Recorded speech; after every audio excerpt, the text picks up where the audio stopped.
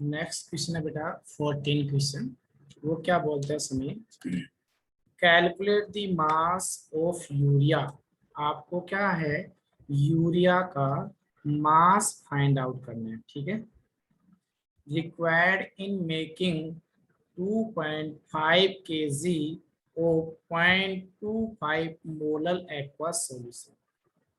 That means इतनी molality के 2.5 kg के अंदर यूरिया की अमाउंट कितनी आवश्यकता पड़ेगी, ठीक है। तो यहाँ से सबसे पहले अपने पास यूरिया के 0.25 molar, that means molality is equal to 0.25। 2.5 kilogram जलीय विलयन को बनाने के लिए, इसका मतलब आपको क्या दे दिया, यहाँ पर उस सोलवेंट है उसका मास दे दिया, ठीक है ना। तो हम यहाँ कह सकते हैं mass of solvent is equal to 250 KG, 2.5 KG के लिए यूरिया का द्रव्यमान ज्ञात करो। इसका मतलब है मास ऑफ सोल्यूट या यूरिया आपको फाइंड आउट करना है। तो सबसे पहले आप फॉर्मूला अप्लाई कीजिए बेटा। क्या sir, molality is equal to gram weight of solute. Solute यहाँ कौन आपका, urea, upon molecular weight of urea into में 1 weight of solvent in KG, right. तो यहाँ हमने क्या लिखा, सोल्यूट का वेट आप लोगों को कितना है नहीं मालूम, पूछा गया है। तो मोलिलिटी है आपकी 0.25, ग्राम वेट फाइंड आउट करना है, मोलिकुलर वेट निकाल सकते हैं, NH2CO NH2 यूरिया है, N का आता है अपने पास 14। अच्छा, उसी के साथ में 1 into 2 12 plus 16 plus 14 plus 1 into 2, इनको ऐड करेंगे तो आपके पास 60 इसका क्या निकलेगा, मोलिकुलर वेट, इनटू में 1/2.5 kg, राइट। तो x is equal to 0.25 into में 60 इंटू में 2.5। बिल्कुल सिंपल है, आप लोगों को मल्टीप्लाई करना है and then answer find out करना है। तो मैंने इसको मल्टीप्लाई किया तो आपका आंसर आया 37.5 ग्राम, ठीक। तो बताइए फाइनली आपका आंसर कौन सा हो गया, 37.5, आंसर नंबर 2। कर लोगे, यस। चलिए नेक्स्ट क्वेश्चन आता है अपने पास में, क्वेश्चन नंबर 15 क्या बोलता है, ठीक है। तो आप लोगों को सबसे पहले कहता है कैलकुलेट मोलेलिटी। आपको मोलेलिटी फाइंड आउट करनी है। लाओ सर मोलेलिटी, बिल्कुल सिंपल है, डायरेक्ट कर रहा हूं। क्या बोल रहा है, 2.5 gram of ethanoic acid in 75 gram of benzene. तो ये कहता है कि ये आपके पास बेंजीन है 75 ग्राम। तो 75 ग्राम बेंजीन के अंदर आप 2.5 ग्राम एसिटिक एसिड या एथेनोइक एसिड को डालेंगे, ठीक है। उसके बाद में आप आपका जो सॉल्यूशन बना है, जो विलियन बना है, उसकी मोलिलिटी फाइंड आउट कीजिए, ठीक है। तो मोलिलिटी का मतलब क्या है, ग्राम वेट ऑफ सोल्यूट, वो कितना दे दिया बेटा आप लोगों को, 2.5 gram. Upon molecular weight of solute. तो आपका सोल्यूट कौन है? Acetic acid. इसका मोलिकुलर वेट निकालो तो C2H4O2, इसमें carbon 12 into 2, 1 into 4, 16 into 2, that means सबको कंबाइंड किया जाएगा तो ये इसका कितना आया? 60। तो 2.5 अपॉन 60 इंटू 1000 अपॉन 75, राइट। अब आप इसको सोल्व कीजिए। लाओ सर। तो बेटा पॉइंट हटाया, यहाँ पर 0 आ गया, 25 को मल्टी इससे डिवाइड किया 3 आया, 0 से 0 कैंसिल, 0 से 0 cancel, that means 10 upon 6 into 3, that means 10 upon 18। इसको सोल्व करेंगे तो 0.555। ठीक, ये देखिए आपके पास मोलैलिटी है कहीं? Yes sir.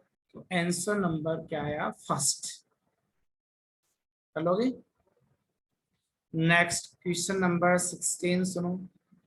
ये क्वेश्चन क्या बोलता है कि आप लोगों को वॉल्यूम दे रखे है, फाइंड आउट मोलेरिटी। आपको क्या निकालने बेटा? मोलेरिटी फाइंड आउट करनी है। लाओ गुरुदेव। तो मोलेरिटी का मतलब है, यहाँ थोड़ा सा एक मिस्टेक है, हिंदी में गलत लिखा बेटा, मोलैरिता निकालनी है। That means capital M find out करनी है। 4.9 gram sulphuric acid present in this solution. इसका मतलब आप लोगों को वॉल्यूम ऑफ सॉल्यूशन गिवन है। कितना है?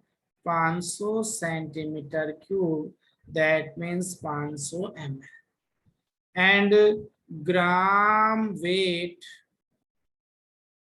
Of solute, that means H2SO4, वो भी दिया हुआ है 4.9 ग्राम।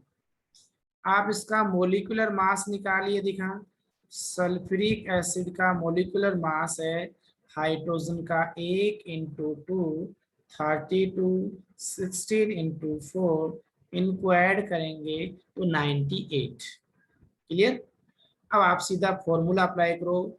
Molarity is equal to gram weight of solute upon molecular weight into में 1000 अपॉन वॉल्यूम ऑफ सॉल्यूशन। ये हो गया 500। 0 से 0 कैंसिल, 5 1 जा 5, 5 2 जा 10। पॉइंट हटाया वापस से, नीचे बेटा 10 आ गया। तो 49 इंटू 2 अपॉन 98 इंटू में 10। और उसी के साथ में जब इसको अपन 49 को 2 से मल्टीप्लाई करेंगे, 98 98, दैट मीन्स 1 अपॉन 10, और 1 अपॉन 10 से फाइनली आपका आंसर क्या निकला? 0.1। तो बताइए कौन सा आंसर आया? Answer number first. Next question आइए, क्वेश्चन नंबर 17। इसमें बेटा आप लोगों को ज्यादा दिमाग लगाने की जरूरत नहीं है, बहुत सुंदर क्वेश्चन है। इन ए सॉल्यूशन, किसी भी सॉल्यूशन में mole of each A B C, इन सभी के मोल आपको 0.1 0.1 0.1 दे रखा है, but sum of mole fraction पूछा है। तो मैंने आपको बताया था सॉल्यूशन का जो मोल फ्रैक्शन होता है वो हमेशा और हमेशा कितना पाया जाता है? 1। तो आपको आंसर कितना करना है? 1। चलिए नेक्स्ट क्वेश्चन नंबर 18।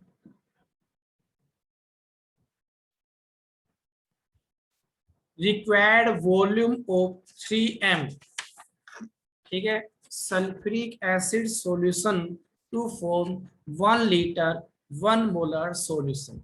ये बहुत अच्छा क्वेश्चन है, आप लोग जब प्रैक्टिकल करते हैं तो टाइट्रेशन के अंदर भी किया जाता है। तो कहता है required volume of 3m sulphuric acid.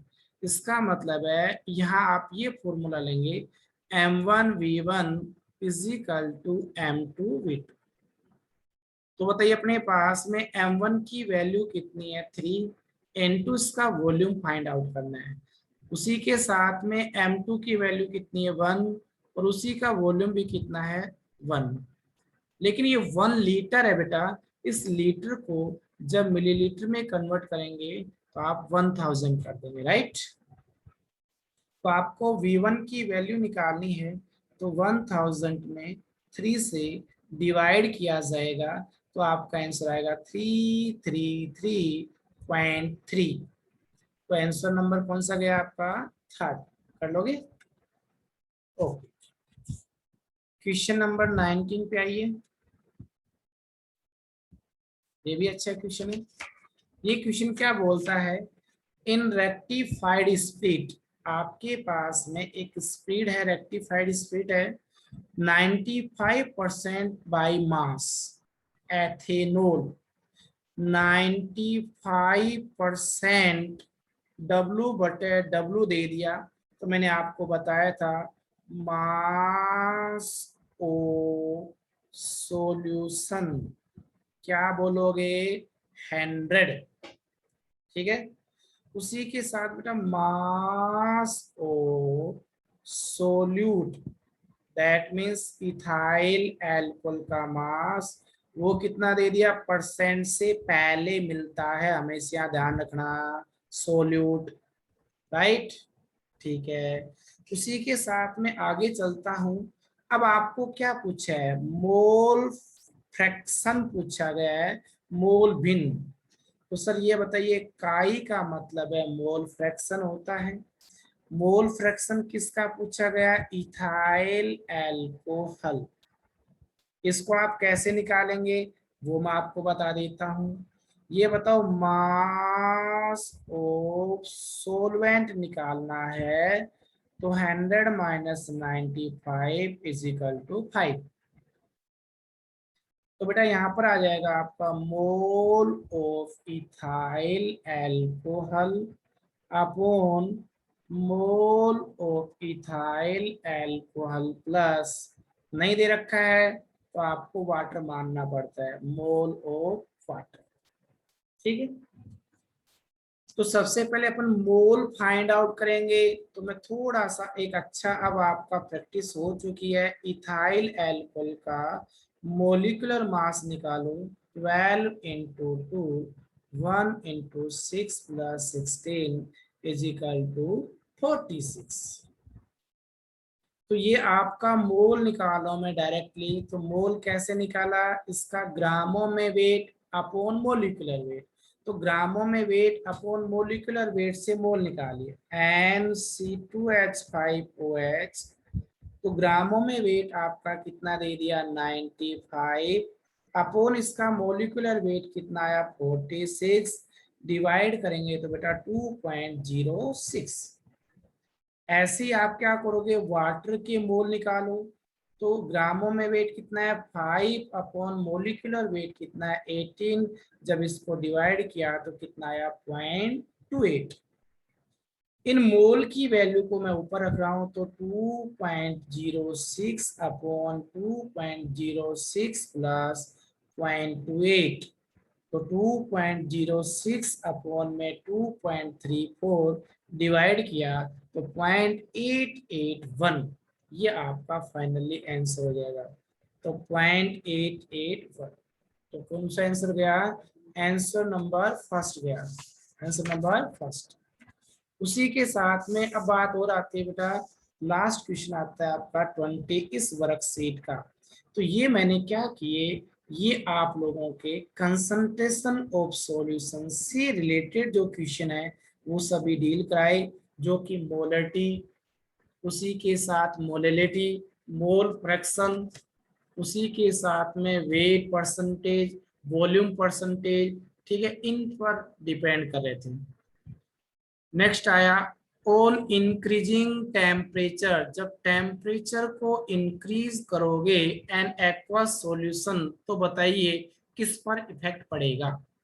मैं कहूंगा बेटा मोलरता कम हो जाएगी, तो मोलरिटी जो होता है वो आपके पास में वॉल्यूम के इनडायरेक्टली प्रोपोर्शनल होता है। इसका मतलब यदि आप टेम्परेचर इंक्रीज करते हैं तो बेटा वॉल्यूम इंक्रीज होता है, जब वॉल्यूम इंक्रीज होता है उसकी मोलरिटी क्या हो जाएगी, डिक्रीज।